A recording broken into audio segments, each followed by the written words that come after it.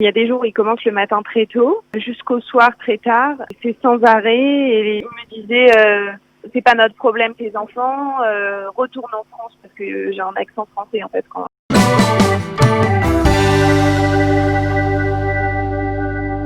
Tali Bokertov. Bokertov, Daniel. Bonjour, merci d'être avec nous ce matin. Alors, comme je l'ai dit tout à l'heure, je le rappelle à nos auditeurs, vous ne voulez pas que l'on révèle, on va dire, l'intégralité de votre identité pour la simple et bonne raison que vous habitez à proximité de la résidence du Premier ministre, dans la rue Balfour. On veut dire que vous êtes aux premières loges pour suivre ce qui se passe depuis plusieurs semaines, c'est-à-dire ces manifestations presque permanentes devant la résidence du Premier ministre. Alors, on peut dire d'une certaine manière que même si on trouve que c'est légitime de manifester, parfois, pour vous, c'est devenu une sorte de véritable casse-tête. Oui, effectivement. Voilà, donc il commence. Il y a des jours où il commence le matin très tôt à crier dans des microphones, des haut-parleurs, jusqu'au soir très tard, et c'est sans arrêt. Et au début, quand je descendais pour leur demander un peu de silence, de baisser un peu les haut-parleurs, et il me disait parce que j'ai des petits enfants donc que ça dérange, il me disait c'est pas notre problème tes enfants, retourne en France parce que j'ai un accent français en fait quand je leur parle. Il y a des manifestants qui vous ont dit retourne en France. Oui, effectivement, donc ils m'ont dit retourne en France. Et quand je leur ai dit, mais tu sais que c'est raciste ce que tu es en train de me dire, ils m'ont dit oui, je sais, et c'est ma façon de penser, et je te le redis, retourne en France. Voilà. Donc, alors qu'est-ce que vous avez ressenti quand on vous a dit ça? Ben, c'est un peu incompréhensible, surtout que il y a aucune politique en fait. Quand je descends pour aller leur demander un peu de silence dans une journée, on n'a vraiment pas une minute de silence. Ça veut dire il faut préciser que il n'y a pas de politique. Oui, il faut préciser que c'est pas seulement les manifestations qui se déroulent en soirée en général, mais pendant toute la journée, il y a une sorte de piquet de protestation en permanence devant la résidence et avec des haut-parleurs et des gens qui parlent donc. Voilà, des haut-parleurs, des gens qui crient, donc voilà. Et moi, quand je descends, il n'y a vraiment aucune politique. C'est uniquement voilà, qu'on aimerait un peu de calme. Je travaille de la maison, donc effectivement, j'ai besoin de calme de temps en temps, et ça, on n'arrive pas à l'avoir. Et voilà, mon fils de 3 ans est assez traumatisé par cette situation. Il répète les phrases, en fait, qu'il répète à longueur de journée, puisqu'il répète les mêmes phrases toute la journée. 3 mots. Shohrad Mirma Faratemini, mon fils de 3 ans les répète sans cesse et me demande pourquoi ces gens-là crient tout le temps. Donc c'est vraiment pas facile à vivre. Et on n'est pas les seuls, puisqu'il y a énormément de personnes âgées dans le quartier, dont une femme qui est ma voisine, une rescapée de la Shoah de 93 ans, qui n'arrive plus à vivre du tout quoi. Elle me dit c'est un enfer, je n'arrive pas à comprendre. Sa fille est également allée les voir plusieurs fois, mais il n'y a ils ne prennent pas du tout en compte qu'il y a un voisinage et des gens, voilà, comme ma voisine, qui est obligée de prendre des médicaments pour dormir le soir. Est-ce que par exemple vous avez sollicité l'intervention par exemple de la police? Vous avez dit aux policiers peut-être qui se trouvent en bas de chez vous? Effectivement. Alors au début, on appelait la police sans arrêt, la mairie également, parce que en plus du bruit, ils nous bloquent le trottoir complètement, donc on peut pas passer sur ce trottoir. On est obligé de descendre sur la route pour passer. Moi, je suis avec une poussette, et je suis pas la seule, donc c'est très compliqué. Ils nous bloquent les trottoirs. Il y a des gens qui font leurs besoins dans la rue. Désolée de dire ça, mais c'est vraiment, j'ai vu plusieurs personnes faire leurs besoins dans la rue. C'est vraiment, il y a beaucoup de choses qui dérangent tout le voisinage. Les personnes âgées qui ont peur d'aller faire leurs courses au bout de la rue à cause du corona, puisque il y a énormément de gens en bas, donc ça c'est un risque, puisque ces gens en plus participent à des manifestations avec des milliers de personnes, donc je pense qu'il y a un réel risque. Et effectivement, donc on appelle la police, on appelle la mairie également. Et on n'a eu aucun retour, c'est-à-dire que la police est là, mais ne fait pratiquement rien. La mairie, on n'a eu aucun retour, ni par rapport aux places de parking qu'on n'a pas tous les jours, puisque toutes les places sont prises. On n'a pas de place dans notre quartier à cause de tous les gens qui viennent.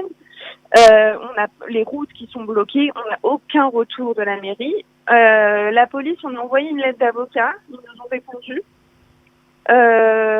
qu'ils étaient dans leur droit de faire des manifestations, ce qui est vrai, mais je pense qu'il y a des limites dans un endroit où les gens vivent. Vous dites que en fait vous vous êtes organisés, tous les riverains, ceux qui habitent dans, on va dire, ou dans la rue Balfour ou en haut de la rue Aza aussi, de la rue Rovaza, vous vous êtes organisés entre riverains pour vous avez créé une association.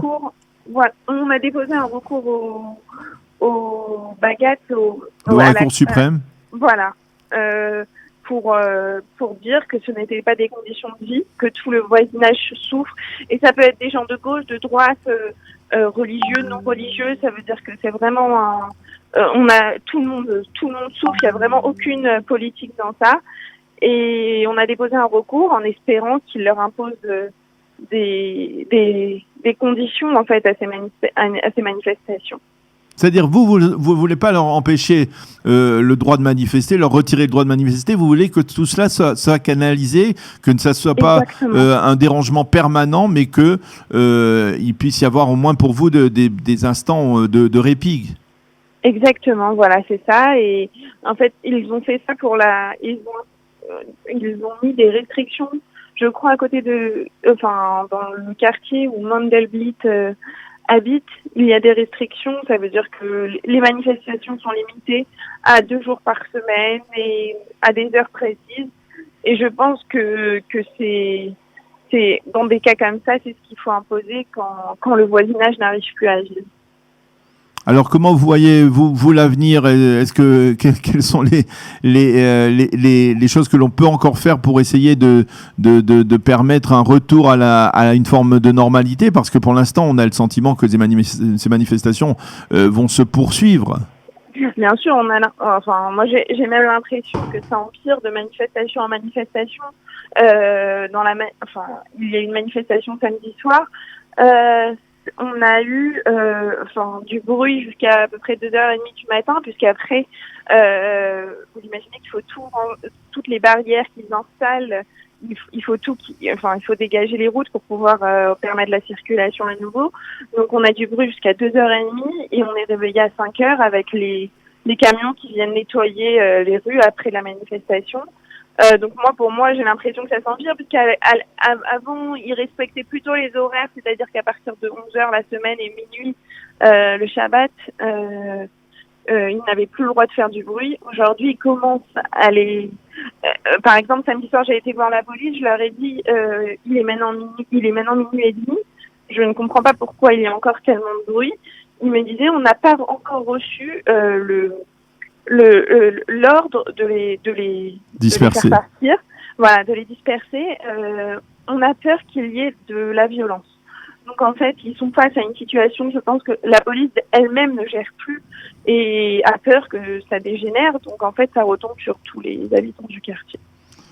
Alors, qu'est-ce que vous avez l'intention de faire dans les prochains jours, dans les prochaines semaines? Qu'est-ce que vous pouvez faire concrètement? Je sais pas, vous aviez parlé d'avocats, vous êtes conseillé par des avocats dans la situation actuelle? Oui, on est conseillé par des avocats. Concrètement, on attend pour l'instant le retour.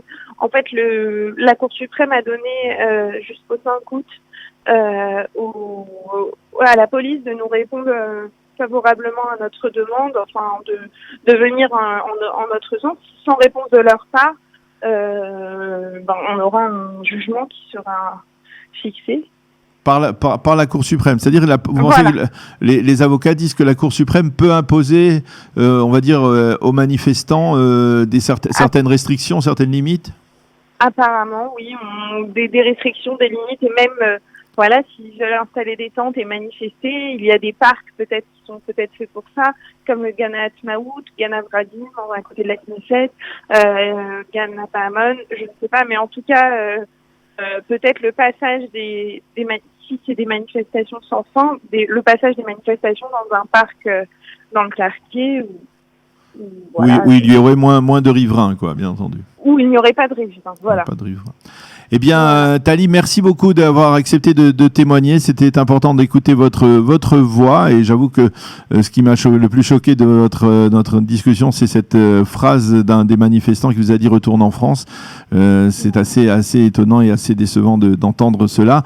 Bien entendu, même s'il est clair que cela ne reflète peut-être pas et certainement pas l'avis de tous les manifestants, mais en tout cas. Non, d'ailleurs, je vous l'ai pas dit, mais il y a quelques manifestants qui étaient sur place, qui sont venus s'excuser à la place de ce manifestant. Oui.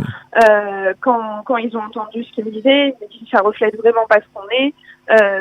Enfin voilà, il ne peut pas te dire des choses comme ça, et voilà, ils se sont excusés. Bon, la personne elle-même ne s'est pas excusée. D'ailleurs, il y a 2 personnes qui nous ont dit ça. Ils ne se sont pas excusés, mais d'autres manifestants se sont excusés pour eux.